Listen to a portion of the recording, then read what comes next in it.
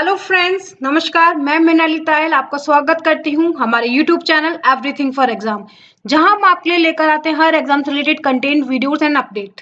जैसा कि आपने मेरी पहले की वीडियोस में देखा होगा कि मैं मृणाली तायल आपके लिए लेकर आ रही हूं एएन जेएन से रिलेटेड टेक्निकल सब्जेक्ट जो इलेक्ट्रॉनिक्स और ईआईसी ब्रांच का है और जनरल साइंस जो 40% वेटेज का है हमारे एएन जेएन के एग्जाम में। ये हर एग्जाम में पूछे जाते हैं जनरल साइंस के क्वेश्चन। आज जनरल साइंस में मैं कवर करने जा रही हूँ वर्क, पावर एंड एनर्जी। इस टॉपिक को हम इस तरीके से समझेंगे कि वर्क, पावर, एनर्जी में आपको कभी भी लाइफ में कभी भी कोई डाउट नहीं रहेगा, कभी आप कंफ्यूज नहीं होंगे कब वर्क की वैल्यू 0 होती है, कब वर्क की वैल्यू 1 होती है, क्या कंजर्वेशन लॉ होते हैं, कितनी टाइप्स की हमारी एनर्जीज होती हैं। तो आए हम इस टॉपिक को बहुत ढंग से कवर करते हैं। इस वीडियो को आप लास्ट तक देखें। मैं आपको श्योरिटी देती हूँ कि आपको इस लेक्चर पढ़ने के बाद वर्क, पावर, एनर्जी में कहीं कोई कंफ्यूजन नहीं रहेगा। वर्क, पावर एंड एनर्जी क्या होता है? वर्क, पावर और एनर्जी। वर्क और एनर्जी से हमारी कुछ चीजें निकलती हैं जिसको हम फाइंड आउट करते हैं, वो होती है एनर्जी कन्वर्जेशन। किस तरीके से हम एनर्जी को कन्वर्जेशन लॉ के थ्रू फॉलो करते हैं। एनर्जी क्या होती है, वर्क क्या होते हैं, पावर क्या होती है। वर्क होगा तो उसको करने के लिए कुछ ना कुछ एनर्जी चाहिए, वर्क करेंगे तो कुछ ना कुछ पावर लगेगी, तो उसका कुछ लॉज होंगे कंजर्वेशन के। तो इस सब चीजों को हम पढ़ेंगे किसके अंदर? वर्क, पावर और एनर्जी के अंदर। Work. When a constant force F act on a particle and the motion of a particle take place in a straight line. अगर हम कोई फोर्स लगा रहे हैं, ये पर्सन है, ये इस ब्लॉक को खींच रहा है, तो ये क्या कर रहा है? एक फोर्स लगा रहा है और किस में मूव कर रहा है? एक स्ट्रेट लाइन में मूव कर रहा है। And the direction of force, then the work done by a force is defined as a product of magnitude and the force distance x to which particle move. Work हमारा क्या होता है? अगर कोई पर्सन फोर्स लगा रहा है और वो स्ट्रेट लाइन में मूव कर रहा है, तो जो हमारा वर्क होता है वो उसी डायरेक्शन में होता है जिस डायरेक्शन में हमारा फोर्स लग रहा है, और जो एंगल उन दोनों के बीच में बनता है उसको हम बोलते हैं कॉस की फॉर्म में आता है। और वर्क डन हमारा होता है एफ एस कॉस थीटा। कितना हमने फोर्स लगाया, कितना डिस्टेंस हमने ट्रेवल करा, और फोर्स और डिस्टेंस के बीच में जो एंगल अप्लाइड जो बन रहा है उसको हम क्या कहते हैं? थीटा लेते हैं। और किस टर्म्स में लेते हैं? उसको कॉस की टर्म में लेते हैं। तो वो हमारा क्या होता है? वर्क डन होता है। तो वर्क डन क्या होता है? कांस्टेंट फोर्स अगर किसी पार्टिकल पे एक्ट कर रहा है और जो मोशन हो रहा है पार्टिकल का वो स्ट्रेट लाइन में हो रहा है, और किस लाइन? स्ट्रेट लाइन में तो हो रहा है, लेकिन वर्क भी किस डायरेक्शन में होगा? फोर्स की डायरेक्शन में होगा। और वर्क को हम किस तरीके से डिफाइन करते हैं? मैग्नीट्यूड होता है। मीन्स हम स्केलर क्वांटिटी की बात करें तो वर्क क्या है? एक स्केलर क्वांटिटी, इसलिए हम उसकी मैग्नीट्यूड की बात करते हैं। तो क्या होता है? मैग्नीट्यूड किसका? फोर्स का और डिस्टेंस का जो प्रोडक्ट है उसको हम क्या बोलते हैं? वर्क। तो एफ हमारा फोर्स होता है, एस हमारा डिस्प्लेसमेंट होता है, और थीटा हमारा एंगल होता है फोर्स और डायरेक्शन ऑफ मोशन के। वर्क क्या होता है? Force into displacement. कितना हमने फोर्स लगाया, कितना उसमें डिस्प्लेसमेंट हुआ, कितना वो अपनी पोजीशन से शिफ्ट हुआ, वो क्या होता है? हमारा डिस्प्लेसमेंट। डिस्प्लेसमेंट हमारा कोई ना कोई डेफिनेट डायरेक्शन में होगा। ठीक है, हमने ये ब्लॉक लिया, फोर्स हमारा इस डायरेक्शन में लग रहा है। ठीक है, तो फोर्स का जो कंपोनेंट होगा डायरेक्शन ऑफ मोशन का वो क्या होगा? F cos theta. तो हमारा वर्क क्या होगा? F dot are, that is F R cos theta. कितना वो डिस्टेंस चला, यहां से कहां तक आ गया? इस पोजीशन पे। अगर कितना डिस्टेंस चला उसने? डेल्टा आर चला। तो आर डिस्टेंस चलने के लिए जो फोर्स लगा और डिस्टेंस और फोर्स के बीच का जो एंगल था वो क्या है? थीटा है। तो हमारा वर्क डन कितना हुआ? F S cos theta. Work equals to force into displacement. Force F हमारा फोर्स होता है और डी हमारा क्या होता है? डायरेक्शन होता है। किसी भी डायरेक्शन में हमारा डिस्प्लेसमेंट हो सकता है। तो हम कौन सा कंपोनेंट लेते हैं? जैसे मैंने प्रीवियस डायरेक्शन में बोला कि जो हमारा एंगल होता है थीटा, डिस्प्लेसमेंट और फोर्स के बीच में होता है। तो थीटा हम ये भी ले सकते हैं, ये भी डिस्प्लेसमेंट का एक वो है, फोर्स का एक कंपोनेंट है, लेकिन हम कौन से लेते हैं? Only the component F in the direction of displacement. हम सिर्फ एफ का वही कंपोनेंट लेते हैं जो डायरेक्शन के एफ के डायरेक्शन में होता है, डिस्प्लेसमेंट के डायरेक्शन में होता है। हम वो वाला एंगल लेते हैं। कौन सा लेंगे? ये वाला एंगल लेंगे, ना कि ये वाला एंगल लेंगे। तो एफ के साथ कौन सा एंगल होगा? जो डिस्प्लेसमेंट के साथ है। तो एफ वाई, इसका अगर वाई कंपोनेंट निकालेंगे फोर्स का तो वो क्या होता है? F sine theta. और एक्स कंपोनेंट निकालेंगे तो क्या होगा? F cos theta. तो हमारा वर्क डन क्या होता है? F D cos theta. Means force का डिस्प्लेसमेंट के डायरेक्शन में जो एंगल बनता है उन दोनों का मल्टीप्लीकेशन हमारे को क्या देता है? वर्क डन देता है। मैक्सिमम और मिनिमम वर्क डन कब होता है? एग्जाम में इससे क्वेश्चंस पूछे जाते हैं कि पोजीशन हमको अलग अलग दी जाती है और पूछते हैं कि वर्क डन 0 होगा, मैक्सिमम होगा, ये वैल्यू क्या होगी। तो जनरली बच्चे इसमें बहुत कंफ्यूजन रहते हैं, गलत आंसर देते हैं। तो मैक्सिमम वर्क डन कब होगा? F x cos theta, theta की वैल्यू अगर 0 होगी तो हमारा कॉस क्या होगा? मैक्सिमम। तो हमारा आंसर क्या आएगा? F x. मीन्स अगर कॉस 0 है, डिस्प्लेसमेंट और फोर्स दोनों एक ही डायरेक्शन में है, तब हमारा वर्क डन क्या होगा? मैक्सिमम होगा। और मिनिमम वर्क डन कब होगा? F x cos 90 degree. अगर हमारे दोनों के बीच में 90 डिग्री एंगल बन रहा है डिस्प्लेसमेंट और फोर्स के बीच में, तो हमारा वर्क डन कितना आता है? 0 वर्क डन आता है। जैसे इस एग्जांपल हम देख सकते हैं कि एक वेटर है, उसमें हाथ में इसने क्या ले रखी है? एक प्लेट ले रखी है, लेकिन उसका वर्क डन क्या होगा? 0 होगा, क्योंकि डिस्प्लेसमेंट इसका इस डायरेक्शन में है, फोर्स उसका कहाँ लग रहा है? ऊपर के डायरेक्शन में लग रहा है, क्योंकि इसने ऊपर की तरफ उठा रखा है। तो वर्क डन क्या होगा? 0। अगर हम 90 डिग्री पोजिशन पे खड़े हुए तो हमारा वर्क डन हमेशा क्या होगा? 0 होगा। तो एंगल अगर 0 है तो वर्क डन हमारा मैक्सिमम है, एंगल हमारा 90 डिग्री तो वर्क डन हमारा क्या होगा? 0 होगा। इस चीज को हम इस तरीके से ग्रामेटिकली समझ सकते हैं। अगर वर्क डन और फोर्स दोनों का डायरेक्शन सेम है तो 0 डिग्री एंगल बनेगा, तो हमारा वर्क डन क्या होगा? मैक्सिमम। अगर डिस्प्लेसमेंट और फोर्स दोनों का डायरेक्शन अपोजिट है, हम डिस्प्लेसमेंट किसी और डायरेक्शन में करें, फोर्स किसी और डायरेक्शन में लगा रहे हैं, तो हमारा एंगल कितना होगा? 180 डिग्रीज होगा। और हमारा डिस्प्लेसमेंट और फोर्स दोनों 90 डिग्री एंगल पर हैं, तो हमारा वर्क डन क्या होता है? 0 होता है। अब इस एग्जांपल से हम समझते हैं कि वर्क डन की पोजीशन क्या क्या होगी, किस पोजीशन में वर्क डन हमारा 0 होता है, किस पोजीशन में हमारा वर्क डन 1 होता है। ये पर्सन क्या कर रहा है? इस ब्लॉक को शिफ्ट कर रहा है, तो फोर्स भी इस डायरेक्शन में लग रहा है, डिस्प्लेसमेंट भी इस डायरेक्शन में हो रहा है, तो वर्क डन होगा कि नहीं होगा? वर्क डन होगा, क्योंकि दोनों में डिग्री एंगल क्या बन रहा है? 0 डिग्री बन रहा है, तो मैक्सिमम वर्क डन होगा। ये पर्सन चल रहा है तो फोर्स इस डायरेक्शन में चल रहा है ग्रेविटेशन के कारण, और डिस्प्लेसमेंट इस डायरेक्शन को किस डायरेक्शन में मूव कर रहा है, तो दोनों में एंगल कितना हो गया? 90 डिग्री। तो वर्क डन क्या हो जाएगा? 0। अब ये पर्सन फोर्स इस डायरेक्शन में लगा रहा है, इसको अपलिफ्ट कर रहा है, ठीक है। और ये जो फ्रूट बास्केट है वो भी ऊपर की तरफ फूट रही है, तो मोशन भी इस डायरेक्शन में, फोर्स भी इस डायरेक्शन में, दोनों के बीच में एंगल कितना हो गया? सेम। तो वर्क डन क्या हो जाएगा? Yes, that is work done क्या होगा? इसमें मैक्सिमम वर्क डन होगा। अगर कोई पर्सन सिंपल वॉक कर रहा है, ठीक है, और उसके हाथ में कोई बास्केट है या फिर कोई फ्रूट चीज है, अगर वो सिंपल वॉक कर रहा है, तो दोनों के बीच में फोर्स कितना हो जाएगा? फोर्स और एंगल, इसके बीच में कितना एंगल बनेगा? 90 डिग्री। तो वर्क डन हमारा क्या हो जाएगा? 0। इट मीन्स अगर हम 90 डिग्री पोजीशन पे खड़े हुए हैं और कुछ चल रहे हैं, तो हमारा वर्क डन 0 रहेगा। हम कोई डायरेक्शन, उसी डायरेक्शन में पुश कर रहे हैं, तो हमारा वर्क डन रहेगा। किसी चीज को लिफ्ट कर रहे हैं तो हमारा वर्क डन रहेगा। और फोर्स और डिस्प्लेसमेंट अगर 90 डिग्री का एंगल है तो हमारा वर्क डन क्या रहेगा? 0 रहेगा। इज वर्क बीइंग डन और नॉट? इन एग्जाम्पल से हम समझते हैं कि वर्क डन होगा कि नहीं होगा। मूविंग इन द लॉन, अगर कोई चीज मूव कर रहे हैं लॉन में, तो क्या कर रहा है? इस डायरेक्शन मूव कर रहा है, फोर्स किसी एंगल से लग रहा है, तो वर्क डन होगा। वेट लिफ्टिंग, अगर हम कुछ उठा रहे हैं, जैसे प्रीवियस एग्जांपल में देखा, तो हाँ ऑब्वियसली उसमें क्या होगा? वर्क डन होगा। केयरिंग ग्रोसरीज, अगर हम कोई ग्रोसरी सीधे सीधे लेके चल रहे हैं, जैसे मैंने प्रीवियस एग्जाम्पल में बताया, तो वर्क डन नहीं होगा। Moving furniture up lift of step, अगर हम कोई फर्नीचर ऊपर उठा रहे हैं सीढ़ियों पे, तो हमारा वर्क डन होगा। यस, हमारा वर्क डन होगा, क्योंकि जो हमारा डिस्प्लेसमेंट है और जो फोर्स, उसमें कुछ ना कुछ एंगल हमारा बनेगा। Pushing against a locked door, अगर हम किसी लॉक डोर को पुश कर रहे हैं तो नहीं, क्योंकि हम पुश इस डायरेक्शन में कर रहे हैं, फोर्स और मूवमेंट हमारा अपोजिट डायरेक्शन में होगा, तो हमारा वर्क डन क्या हो जाएगा? 0। स्विमिंग अ गोल्फ क्लब, अगर हम कोई गोल्फ की क्लब में खेल रहे हैं तो हमारा वर्क डन होगा कि नहीं होगा? यस, हमारा वर्क डन होगा, क्योंकि हम किसी एंगल से उसको क्या करेंगे? स्टिक को मूव देंगे और फोर्स देंगे, तो हमारा वर्क डन होगा। किस केस में वर्क डन नहीं होगा? जब हमारा डिस्प्लेसमेंट और फोर्स में एंगल क्या हो जाए? 90 डिग्री हो जाए। Work energy theorem, work energy theorem क्या कहती है? Suppose a body of mass m move with initial velocity u, force F act on a result it acquire final velocity v, the work done by force, अगर कोई body है, उसका मास m है, उसकी initial velocity u है और final velocity v है, तो हमारा वर्क डन क्या होगा? हम फोर्स का इंटीग्रेशन करेंगे, तो फोर्स क्या होता है? मास इंटू एक्सेलरेशन, तो मास इंटू एक्सेलरेशन का इंटीग्रेशन करें, मास कांस्टेंट है तो उसको बाहर ले लेंगे। हमारा एक्सेलरेशन क्या होता है?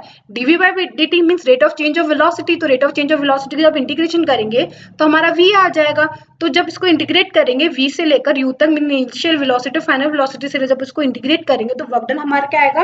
Half mv square minus half mu square. It means जो हमारी फाइनल वेलोसिटी है उसको माइनस करें हम इनिशियल वेलोसिटी में, तो वर्क डन को हम किस तरीके से समझा सकते हैं? तो work done is change in kinetic energy, जो काइनेटिक एनर्जी में चेंज आता है वो भी हमारा क्या होता है, वर्क डन होता है। पहले हम किसी अलग वेलोसिटी से मूव कर रहे थे, बाद में हमारी वेलोसिटी चेंज हो गई, तो वो जो चेंज वेलोसिटी के कारण हमारा क्या होगा, काइनेटिक एनर्जी डेवलप्ड होगी। काइनेटिक एनर्जी क्या होती है, बाय वर्च्यू ऑफ मोशन, तो मोशन अगर हो रहा है तो काइनेटिक एनर्जी होगी, तो चेंज इन काइनेटिक एनर्जी क्या होता है, हमारा वर्क डन होता है। तो ये थ्योरम आप जरूर से याद रखें। वर्क एनर्जी थ्योरम क्या कहती है, वर्क एनर्जी थ्योरम ये कहती है कि change in kinetic energy is equal to the work done. अगर हम इसको डेरिवेट करें तो एफ नेट क्या होता है हमारा एमवी, तो वर्क डन को हम बता सकते हैं कि डेल्टा के, जो के फाइनल है और जो कि इनिशियल है, उसका जो डिफरेंस होता है उसको हम क्या बोलते हैं, वर्क डन बोलते हैं। पावर, पावर क्या होती है, हमने वर्क करा तो वर्क करने के लिए हमको कोई ना कोई एनर्जी चाहिए, कोई ना कोई पावर चाहिए। कितने टाइम में हमने कितना वर्क किया, वो हमारा क्या होता है, पावर। वर्क हमने कर लिया, ठीक है, हमने कोई चीज को मूव करा, कोई फोर्स लगाया तो वो अपनी जगह से मूव कर गई, लेकिन वो कितनी देर में मूव करे तो हम क्या बोलेंगे, ये हम क्या निकाल रहे हैं, पावर निकाल रहे हैं। तो वर्क क्या, पावर क्या होती है, वर्क डिवाइडेड बाय टाइम। तो वर्क की यूनिट होती है जूल और टाइम होता है हमारा सेकेंड्स में। तो power, power is defined as a rate at which work is done. किस रेट से हम अपना काम कर रहे हैं वो क्या होती है हमारी पावर। तो P equal to W by T, W हमारा वर्क डन होता है, टी हमारा टाइम होता है, P हमारा क्या होता है, पावर होता है। इस एग्जाम्पल से हम समझ सकते हैं कि दो किड्स क्या कर रहे हैं, गेम खेल रहे हैं, तो कितनी जल्दी वो किक मार के कितना डिस्टेंस ट्रेवल करेंगे, वो हमारी क्या है, पावर। तो छोटे बच्चे में कम पावर होगी, बड़े बच्चे में क्या होगी, ज्यादा पावर होगी, वो ज्यादा स्पीडली क्या करेगा, शॉट को मार सकता है। तो कितना काम कितनी देर में करें वो हमारा क्या होता है, पावर होती है। Work versus power.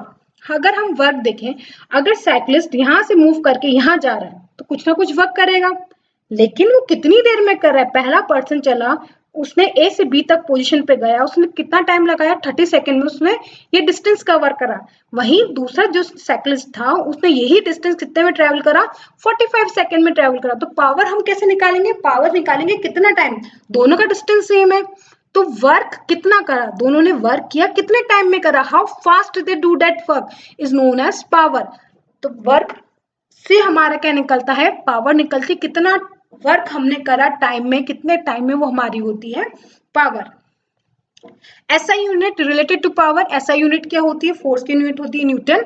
न्यूटन को हम कहते हैं KG metre per second square. A force of 1 newton will accelerate a mass of 1 KG at 1 metre per second square. 1 mass KG, अगर 1 मास की हम बात करें, 1 केजी की बात करें तो उसको कितना एक्सलरेशन देता है, 1 मीटर पर सेकंड स्क्वायर। ऐसा यूनिट अगर हम वर्क की बात करें तो वर्क की ऐसा यूनिट होती है जूल, और जूल को हम कहते हैं Newton into metre.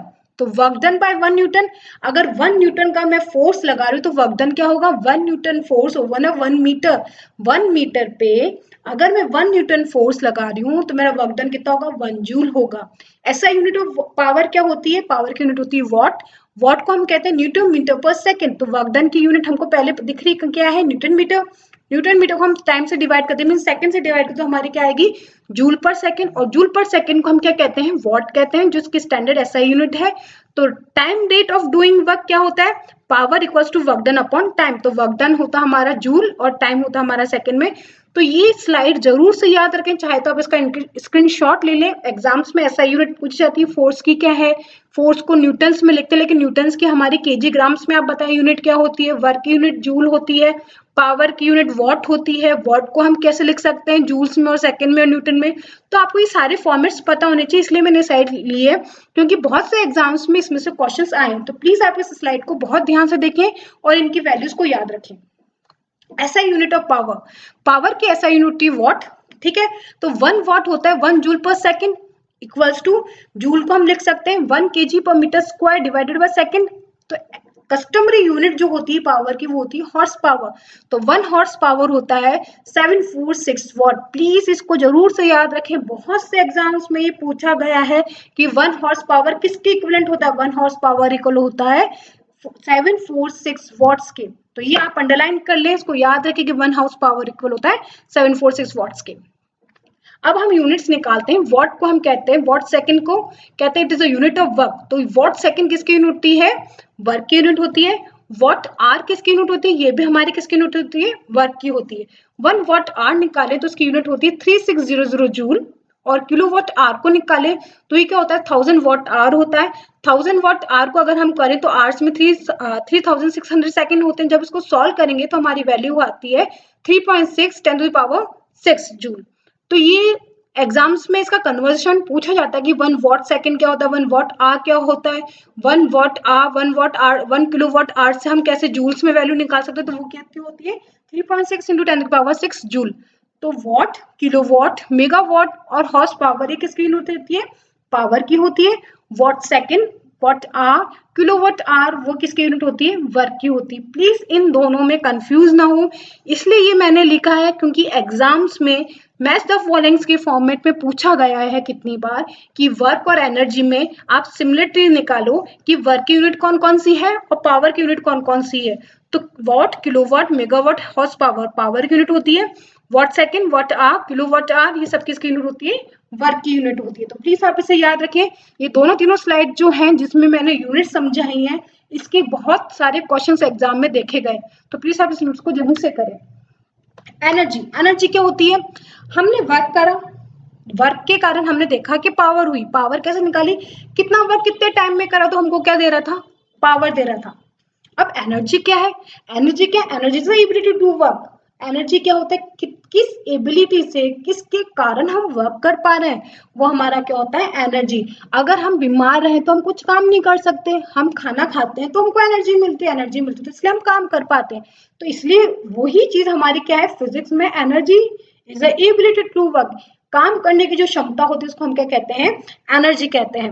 Mechanical energy हमारे दो तरीके की होती है, पोटेंशियल एनर्जी और kinetic energy. Kinetic energy is the energy that object possess due to their motion. जो भी एनर्जी किसी बॉडी की उसकी मोशन के कारण होती है उसको हम कहते हैं काइनेटिक एनर्जी। काइनेटिक एनर्जी का फॉर्मूला होता है K equals to half mv², where m is mass, it is measured in kg, velocity, and K is a kinetic energy measured in joule। और पोटेंशियल एनर्जी क्या होती है, potential energy होती है by virtue जो इसकी हाइट के कारण, उसकी पोजीशन के कारण जो एनर्जी होती है उसको हम बोलते हैं पोटेंशियल एनर्जी। तो P क्या होती है mgh, E हमारा पोटेंशियल एनर्जी है, M मास है, G ग्रेविटेशनल फील्ड कांस्टेंट और H हमारी क्या होती है वर्टिकल हाइट होती है। तो काइनेटिक एनर्जी हमेशा मोशन के कारण होती है, पोटेंशियल एनर्जी हमेशा क्या होती है पोजीशन के कारण होती है, तो उसको हम इसलिए बोलते हैं potential energy. Kinetic energy, it is energy possessed by the body by the virtue of its motion। जो भी मोशन के कारण एनर्जी होती है वो हमारी होती है काइनेटिक एनर्जी, उसको हम कहते हैं half mv²। The change in kinetic energy of a body measure the work done by the body. मैंने वर्क की स्लाइड में आपको बताया था जब वर्क पढ़ा रही थी, तो कि जो चेंज होता है काइनेटिक एनर्जी में उसको हम किसके इक्विवेलेंट करते हैं, वर्क के। तो वर्क हमारा क्या होता है change in kinetic energy of the body. Kinetic energy की चेंज कैसे निकालेंगे, जो हमारी फाइनल वेलोसिटी थी और जो हमारी इनिशियल वेलोसिटी उनका डिफरेंस हमारा क्या होता है वर्क डन होता है।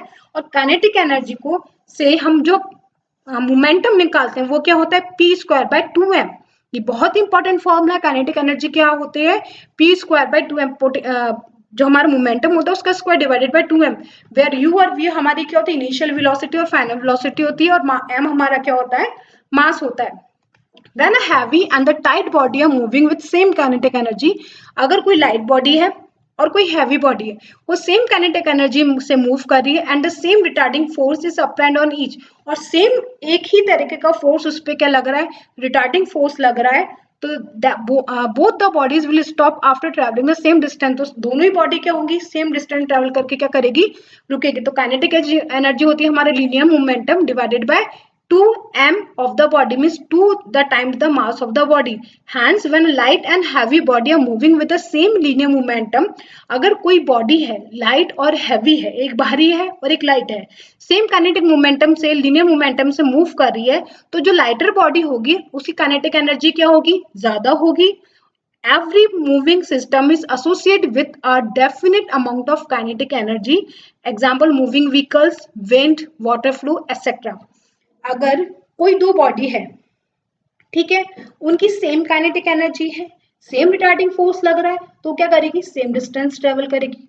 अगर कोई बॉडी एक हैवी है एक लाइट है, सेम एंगुलर मोमेंटम से मूव कर रही है, तो जो लाइटर बॉडी होगी वो कैसे मूव करेगी लॉन्ग, उसमें क्या होगी ज्यादा क्या होगी उसके अंदर काइनेटिक एनर्जी होगी, क्योंकि काइनेटिक एनर्जी का फॉर्मूला क्या है p²/2m। जितना ज्यादा कम मास होगा उतनी ज्यादा क्या होगी मेरी काइनेटिक एनर्जी होगी, जितना ज्यादा मेरा मोमेंटम होगा उतनी ज्यादा मेरी क्या होगी काइनेटिक एनर्जी होगी। तो काइनेटिक एनर्जी डायरेक्टली प्रोपोर्शनल होती है मोमेंटम में, जितना ज्यादा मोमेंटम होगा उतनी ज्यादा काइनेटिक एनर्जी होगी, जितना कम मास होगा उतनी ज्यादा क्या होगी काइनेटिक एनर्जी होगी। ठीक है, तो आप इस फॉर्मूले को जरूर से याद रखिए, काइनेटिक एनर्जी की होती है p²/2m।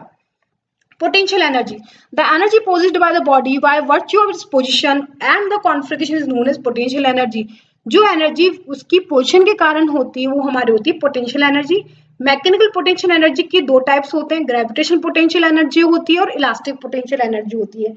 ग्रेविटेशनल पोटेंशियल एनर्जी होती है सर्टेन हाइट पे, किसके कारण होती है वो ड्यू टू ग्रेविटी के कारण होती है, और elastic potentiality due to the property of elasticity. जो इलास्टिसिटी पोटेंशियल एनर्जी होती है वो किसके कारण होती है, इलास्टिसिटी के कारण होती है, और ग्रेविटेशन किसके कारण होती है, हमारी हाइट के कारण, और किसके कारण लगती है, ग्रेविटी के कारण लगती है। तो ग्रेविटेशनल पोटेंशियल एनर्जी होती है हमारा mass into acceleration due to gravity into height, means mgh। Potential energy क्या होती है हमारी mgh। अगर हम किसी सरफेस पे बात करें, सिर्फ अर्थ के सरफेस पे बात करें, तो हाइट हमारी क्या हो जाएगी जीरो।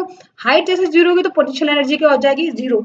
इट मीन जैसे जैसे हमारी हाइट बढ़ती है तो पोटेंशियल एनर्जी क्या करती है बढ़ती है। तो पोटेंशियल एनर्जी हमारी होती है mgh, और वो किसके कारण होती है, by virtue of its position. Kinetic energy किसके कारण होती है, by virtue of its motion.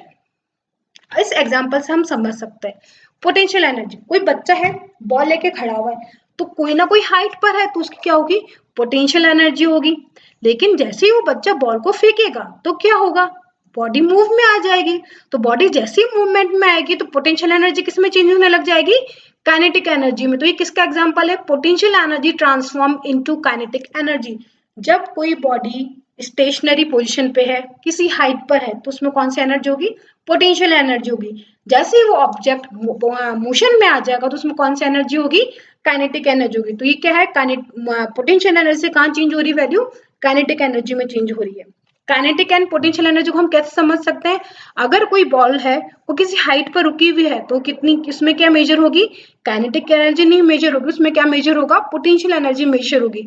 लेकिन जैसे ही बॉडी मूवमेंट में जाए, कोई ना कोई वेलोसिटी से मूव करने लगेगा तो इसमें कौन सी एनर्जी मेजर होगी, इसमें काइनेटिक एनर्जी मेजर होगी। जब किसी हाइट पर रुकी हुई है तो पोटेंशियल है, किसी वेलोसिटी से मूव कर रही है तो कौन सी एनर्जी होगी, काइनेटिक एनर्जी होगी। इस एग्जांपल से हम समझ सकते हैं कि पर्सन मूव कर रहा है, मूव कर रहा है तो कौन सी एनर्जी होगी, ऑब्वियसली काइनेटिक एनर्जी होगी। लेकिन ये जब पर्टिकुलर किसी एक मैक्सिमम हाइट पे पहुंच जाएगा तो इस समय हम जब ये रुकेगा तो किसकी बात होगी, पोटेंशियल एनर्जी की बात होगी। अभी ये क्या कर रहा है, एनर्जी को दे रहा है, एनर्जी इन कर रहा है, फिर पोटेंशियल एनर्जी आ जाएगी, फिर वापस मूव करने लगेगा तो कौन सी आ जाएगी एनर्जी, काइनेटिक एनर्जी। मींस जब भी कोई हाइट पे बात करेंगे तो पोटेंशियल एनर्जी होगी, जब भी मूविंग ऑब्जेक्ट की बात होगी, साइक्लिक मूव कर रहा है तो कौन सी एनर्जी की बात होगी, काइनेटिक एनर्जी की बात होगी। पोटेंशियल काइनेटिक एनर्जी को हम समझ सकते हैं कि जब बलून को हमने फुला रखा है, उसको पैक कर दे तो उसमें कौन सी एनर्जी होगी, पोटेंशियल एनर्जी होगी। लेकिन जैसे ही बलून को हम छोड़ेंगे, एयर उसमें से निकलेगी, एयर निकलेगी तो मींस कोई ना कोई वेलोसिटी होगी जिससे वो निकलेगी, तो कौन सी एनर्जी की बात होगी, उस समय काइनेटिक एनर्जी की बात होगी। ठीक है, कोई ऑब्जेक्ट, कोई मास किसी हाइट पे रखा हुआ है, ये हाइट h पे रखा हुआ है, मास क्या है m। तो अगर इसके हम पोटेंशियल एनर्जी निकालेंगे तो क्या होगा, mgh, जो इसका मास है, जो इसकी हाइट है, और जी हमारा क्या होगा, ग्रेविटेशन कांस्टेंट। तो होप्स सो आपको काइनेटिक एनर्जी, पोटेंशियल एनर्जी समझ में आएगी। जब भी किसी स्टेशनरी ऑब्जेक्ट की किसी हाइट पे बात करते हैं तो हम पोटेंशियल एनर्जी की बात करते हैं, जैसे ही ऑब्जेक्ट मोशन में आएगा तो हम किसकी बात करेंगे, काइनेटिक एनर्जी की बात करेंगे। काइनेटिक एनर्जी होती है हाफ mv², पोटेंशियल एनर्जी होती है हमारा mgh। अब जब भी हम बात करते हैं तो काइनेटिक एनर्जी और पोटेंशियल एनर्जी का दोनों का सम क्या रहता है, कांस्टेंट रहता है। जब किसी हाइट पर है तो हमारी पोटेंशियल एनर्जी क्या होगी, मैक्सिमम। काइनेटिक एनर्जी क्या होगी, जीरो, क्योंकि बॉडी मूव ही नहीं करी, मूव नहीं करी तो हाफ mv², v की वैल्यू क्या हो जाएगी, जीरो। तो जैसी velocity zero, it means kinetic energy भी क्या हो जाएगी, जीरो हो जाएगी। तो जब भी किसी हाइट पर होते हैं तो पोटेंशियल एनर्जी मैक्सिमम होती है, काइनेटिक एनर्जी क्या होती है, जीरो। लेकिन जैसे जैसे हमारा डिस्टेंस कम होता जाता है, जैसे जैसे वो मोशन में आती जाती है तो पोटेंशियल एनर्जी की वैल्यू क्या होती है, कम। यहाँ पे p पोटेंशियल एनर्जी की वैल्यू 8 हो गई, यहाँ पे 6 हो गई, यहाँ पे 2 हो गई, यहाँ पे 0 हो गई। ठीक है, लेकिन काइनेटिक एनर्जी की वैल्यू धीरे धीरे क्या बढ़ेगी। काइनेटिक एनर्जी की 2, यहाँ पे 4, यहाँ पे 8, यहाँ पे 10, और यहाँ पे क्या हो गई, पोटेंशियल एनर्जी 0, काइनेटिक एनर्जी 10। यहाँ पे क्या है, जस्ट उल्टा है, पोटेंशियल एनर्जी कितनी है 10, और यहाँ पे पोटेंशियल एनर्जी कितनी है 0। यहाँ पे काइनेटिक एनर्जी 0 है तो काइनेटिक एनर्जी यहाँ पे क्या है 10 है। तो आप इस एग्जाम्पल से समझ सकते हैं कि हमारी जो एनर्जी है वो क्या है, कांस्टेंट है, ट्रांसफॉर्म हो रही काइनेटिक से पोटेंशियल, पोटेंशियल से काइनेटिक, लेकिन दोनों का सम हमेशा क्या रहेगा, कांस्टेंट ही रहेगा, काइनेटिक एनर्जी का और पोटेंशियल एनर्जी का। इसको हम बोलते हैं law of conservation of energy. What is a kilowatt hour? Kilowatt our क्या होता है? किलोवाट आवर होती है हमारी एनर्जी की यूनिट। एनर्जी क्या होती है? Power into time. तो किलोवाट आवर क्या होता है? किलोवाट होती है हमारी पावर की यूनिट और टाइम को मेजर करते हैं आवर्स में। तो किलोवाट आवर हमारी यूनिट होती है एनर्जी की। 1 किलोवाट होता है 1000 वाट और 1 आवर क्या होता है हमारा 3600 सेकेंड। तो किलोवाट किसकी एनर्जी यूनिट होती है? हमारी एनर्जी की यूनिट होती है। प्लीज आप एनर्जी, पावर और वर्क की यूनिट्स याद रखें। एग्जाम्स में बहुत बार क्वेश्चन पूछे गए कि किसकी यूनिट क्या होती है। Mass energy equivalence. अब मास एनर्जी इक्विवेलेंस क्या होता है? हमने एनर्जी पढ़ी, हमने वर्क पढ़ा, हमने पावर पढ़ी। एनर्जी के ability to do work, power क्या है? कितना टाइम हमने कितने समय में करा, कितने के लिए हम कोई काम कर पा रहे हैं, वो हमारी पावर है। लेकिन हम काम कैसे कर पा रहे हैं वो हमारी क्या है? एनर्जी है। तो मास एनर्जी इक्विवेलेंस क्या होता है? ई इक्वल्स टू होता है हमारा एम सी स्क्वायर। ये किसने दिया था? आइंस्टीन इक्वेशन ने दिया था। और एम की वैल्यू निकाले तो एम क्या होता है हमारा? ई बाय सी स्क्वायर। ई हमारी एनर्जी है, एम हमारा मास है, सी हमारी स्पीड ऑफ लाइट वैक्यूम में वो कितनी होती है? 3 × 10⁸ मीटर पर second. This law unifies the two laws with the law of conservation of mass कि law of conservation of mass होता है, mass हमारा हमेशा constant रहता है, and law of conservation of energy. Most of the energy in the universe, that is energy in star, is obtained due to conservation of mass into energy. हम universe की बात करें तो हमारी पूरी जो एनर्जी का जो लॉ चलता है वो क्या है? एनर्जी कंजर्वेशन लॉ रहता है। मास हमेशा हमारा कांस्टेंट रहता है और एनर्जी कभी भी क्रिएट नहीं कर सकते, कभी भी डिस्ट्रॉय नहीं कर सकते, लेकिन वो क्या है? एक फॉर्म से दूसरी फॉर्म में क्या होती है? ट्रांसफर होती है। और E equals to MC square कौन सा फॉर्मूला होता है? आइंस्टीन इक्वेशन फॉर्मूला होता है। Conservative and non conservative forces. अब दो तरीके के फोर्सेस होते हैं, conservative and non conservative. If the work done bye on it particle that move between 2 points depend only on the 2 points not depend on path. अगर हम कोई दो बिंदुओं के बीच में, दो पॉइंट्स के बीच में अगर हम वर्क डन निकालते हैं, जो फोर्स निकालते हैं वो सिर्फ उस पॉइंट्स पे डिपेंड करता है, ना कि उनके पाथ पे डिपेंड करता है, तो हमारा कंजर्वेटिव फोर्स होता है। लेकिन अगर हमारा फोर्स हमारा पाथ पे डिपेंड करता है तो हमारा वो कौन सा होता है? नॉन कंजर्वेटिव फोर्स होता है। हम इसको इस डायग्राम से समझ सकते हैं। कंजर्वेटिव फोर्स के हमने दो पॉइंट्स लिए, दोनों ऑरेंज कलर के पॉइंट्स हैं। अगर हम पाथ 1 फॉलो करूं या पाथ 2 फॉलो करूं, दोनों ही केस में मेरा फोर्स और वर्क डन दोनों सेम आते हैं, वर्क डन सेम आ रहा है, तो हमारा क्या है? कंजर्वेटिव है। और अगर हमारा कंजर्वेटिव वर्क उस पे दोनों पाथ में अलग अलग आ रहा है तो हमारा क्या होगा? नॉन कंजर्वेटिव होगा। If the force is non conservative nature the work done will be different for both part. दोनों पाथ में अगर हमारा डिफरेंट डिफरेंट वर्क डन आ रहा है तो हमारा क्या होगा? नॉन कंजर्वेटिव फोर्स होगा। कंजर्वेटिव फोर्स अगर हम कितने भी पाथ ले लें, W1 W2 W3, सब में वर्क डन मेरा क्या आएगा? सेम आएगा। कितने भी पाथ ले लूं, कितने भी पॉइंट, दो पॉइंट्स के बीच में मैं किसी भी तरीके से मूव करूं, लेकिन मेरा वर्क डन सेम होगा, तो इट मीन्स मेरा फोर्स क्या है? कंजर्वेटिव है। और वो पाथ पे डिपेंड कर रहा है तो वो मेरा क्या होगा? Non conservative. It means conservative वो फोर्स है जो हमारे पाथ पे डिपेंड नहीं करते, और नॉन कंजर्वेटिव वो है जो हमारे पाथ पे डिपेंड करते हैं। कंजर्वेटिव और non conservative forces. Conservative forces के एग्जांपल है ग्रेविटेशन फोर्स, इलास्टिक फोर्स और इलेक्ट्रिक करंट। नॉन कंजर्वेटिव होते हैं friction, air resistance, tension in cord, motor और रॉकेट प्रोपल्शन, पुश और पुल बाय द पर्सन। ये सारे क्या है? हमारे नॉन कंजर्वेटिव है। मैच द फॉलोइंग में कितनी बार क्वेश्चंस पूछे गए कि आप इसमें से मैच करो कि कंजर्वेटिव कौन से हैं और नॉन कंजर्वेटिव कौन से। तो प्लीज आप इस स्लाइड को याद रखें कि कंजर्वेटिव नॉन कंजर्वेटिव फोर्सेस कौन कौन से हैं। Law of conservation of energy. Law of conservation of energy क्या कहता है? एनर्जी में transform one form to another but it can not be created nor destroyed and the total energy of any body और an system is constant. कभी भी energy ना तो create करी जा सकती है ना डिस्ट्रॉय करी जा सकती है, लेकिन वो एक फॉर्म से दूसरी फॉर्म में क्या होती है? ट्रांसफॉर्म होती है। जब मैंने आपको पहले वाली स्लाइड में दिखाया था काइनेटिक एनर्जी और पोटेंशियल एनर्जी एक मूविंग बॉडी के लिए, तो हमारी काइनेटिक एनर्जी पोटेंशियल एनर्जी में चेंज हो जाती है, पोटेंशियल एनर्जी काइनेटिक एनर्जी में चेंज हो जाती है, लेकिन ओवरऑल जो सम है वो हमेशा क्या रहता है? कांस्टेंट रहता है। यहाँ पे आप देख सकते हैं कि मैक्सिमम क्या है? पोटेंशियल एनर्जी, मिनिमम क्या है? Kinetic energy. इस डायग्राम में क्या है? काइनेटिक एनर्जी मैक्सिमम है, पोटेंशियल एनर्जी क्या है? 0 है। यहाँ पे काइनेटिक एनर्जी इंक्रीज हो रही है क्योंकि वो वेलोसिटी उसकी बढ़ रही है, और पोटेंशियल एनर्जी डिक्रीज हो रही है क्योंकि इसकी हाइट कम होती जा रही है। तो पोटेंशियल एनर्जी हाइट पे डिपेंड करती है, काइनेटिक एनर्जी हमारी वेलोसिटी पे डिपेंड करती है। Conservation of energy, conservation of energy को हम पेंडुलम से समझ सकते हैं। जब वो बॉब मूव करता है तो मैक्सिमम काइनेटिक एनर्जी कहाँ होती है, सेंटर पे। जैसे जैसे उसकी लेंथ बढ़ती है, उसका डायरेक्शन डिस्टेंस बढ़ता है सेंटर पोजीशन, तो उसकी कौन सी एनर्जी बढ़ती है, पोटेंशियल एनर्जी बढ़ती है। लेकिन ओवरऑल जो एनर्जी है हमारी वो स्विंग होते समय वो क्या रहती है, कांस्टेंट रहती है। आए हम इसके क्वेश्चंस करते हैं इस टॉपिक से रिलेटेड सारे। 1 horse power is equal to, 1 horse power किसके इक्वल होती है, 1 हॉर्स पावर इक्वल होती है 746 watt. A power level of 1 horse power is approximately equal to 746 watt. When a body falls freely under the gravity, then the work done by a gravity, अगर कोई body freely fall कर दी under the gravity तो work done क्या होगा, positive, negative, zero या infinity. तो work done हमारा क्या होगा, A positive. If a force acting on a body has a component in the direction of displacement, अगर मेरा वर्क डन जो हो रहा है, जो फोर्स है उसका डायरेक्शन मेरा डिस्प्लेसमेंट के कंपोनेंट पे ही है, then the work done by a force is positive. Hence, when a body falls freely under the influence of gravity, the work done by gravity is positive. जब भी कोई बॉडी फ्रीली फॉल करती है gravity के अंदर तो जो मेरा वर्क डन होता है वो क्या होता है, मेरा पॉजिटिव होता है, क्योंकि फोर्स और डिस्प्लेसमेंट का जो कंपोनेंट है वो मेरा क्या रहता है, पॉजिटिव रहता है। When a body slides against a rough horizontal surface, the work done by friction, अगर कोई बॉडी हॉरिजॉन्टल सरफेस पे मूव कर रही है और फ्रिक्शन फोर्स उस पर लग रहा है तो वर्क डन क्या होगा, पॉजिटिव, नेगेटिव, जीरो या कांस्टेंट। तो वर्क डन मेरा क्या होगा, नेगेटिव, क्योंकि डायरेक्शन डिस्प्लेसमेंट का अलग है और जो फ्रिक्शन फोर्स लगेगा वो अपोजिट डायरेक्शन में, तो दोनों का एंगल कितना होगा, 180 डिग्री। तो मेरा क्या होगा, work done negative. If a force acting on a body has a component in the opposite direction of displacement, मैंने आपको स्टार्टिंग की वर्क की स्लाइड में बताया था जिसमें मैंने रेड कलर के एरोज से आपको समझाया था कि डिस्प्लेसमेंट और फोर्स दोनों अपोजिट डायरेक्शन में, जिसमें 180 डिग्री का एंगल बन रहा है, तो मेरा वो वर्क डन क्या देगा, नेगेटिव देगा। Work done is negative when a body slides against a rough surface, अगर कोई बॉडी रफ सरफेस के अगेंस्ट चल रही है तो डिस्प्लेसमेंट पॉजिटिव होगा, फोर्स के डायरेक्शन भी अलग होगा, तो वर्क डन मेरा क्या होगा, नेगेटिव।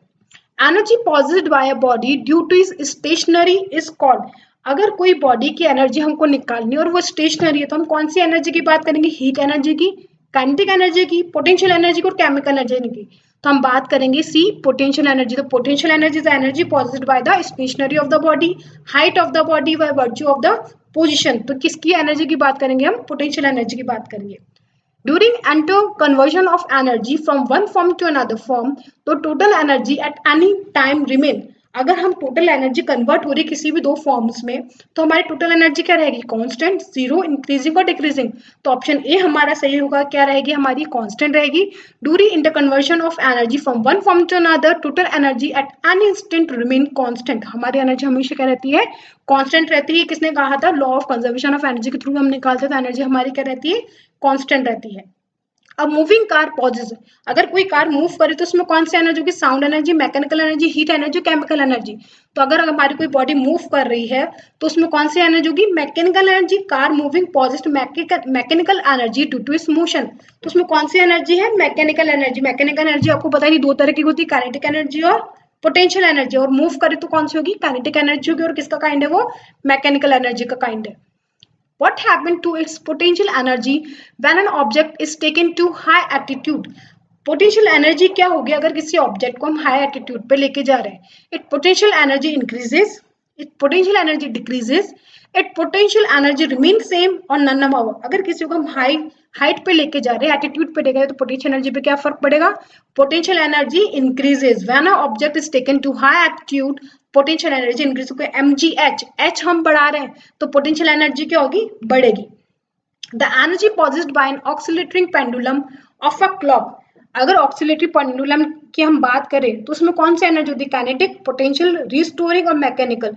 तो इसका आंसर क्या होगा, डी करेक्ट होगा, mechanical energy.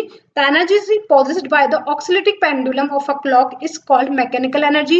It is a combination of kinetic and well as potential energy. उसमें दोनों पर एनर्जी होती है, मैंने आपको पेंडुलम के एग्जांपल से बताया था कि उसमें काइनेटिक एनर्जी है, कहाँ मैक्सिमम रहती है, बीच में, और साइड में हमारी कौन सी होती है, मैक्सिमम, पोटेंशियल एनर्जी। तो दोनों का कॉम्बिनेशन है, तो दोनों का कॉम्बिनेशन हमको क्या देता है, मैकेनिकल एनर्जी देता है। If a velocity of a body is double, its kinetic energy will be, अगर हम किसी की बॉडी की वेलोसिटी डबल कर दे तो काइनेटिक एनर्जी क्या होगी, डबल हो जाएगी, हाफ हो जाएगी, चेंज नहीं होगी, 4 टाइम्स हो जाएगी। तो आंसर इसका करेक्ट क्या होगा, D 4 times. The velocity double then the kinetic energy increase by 4 times. तो हाफ mv स्क्वायर, v का स्क्वायर करेंगे, वेलोसिटी डबल करें मींस 2 का स्क्वायर मींस 4, तो हमारी काइनेटिक एनर्जी क्या हो जाएगी, 4 टाइम्स हो जाएगी। आशा करती हूँ आपको मेरी ये वीडियो पसंद आई होगी। वर्क एनर्जी पावर कंसेप्ट समझ में आया होगा डायग्राम्स के थ्रू, इसके क्वेश्चन समझ में आए होंगे। स्लाइड्स में मैंने बहुत ही इंपॉर्टेंट यूनिट फैक्टर्स लिए हैं, तो यूनिट को जरूर से देखें। वर्क एनर्जी पावर कंजर्वेशन को आप ढंग से समझें। प्लीज मेरी वीडियो को लाइक एंड सब्सक्राइब करना ना भूलें, हमारे चैनल के साथ बने रहें। आप चाहे तो हमारा टेलीग्राम ग्रुप और फेसबुक ग्रुप ज्वाइन कर सकते हैं, जिसका लिंक हमारे डिस्क्रिप्शन बॉक्स में दे रखा है।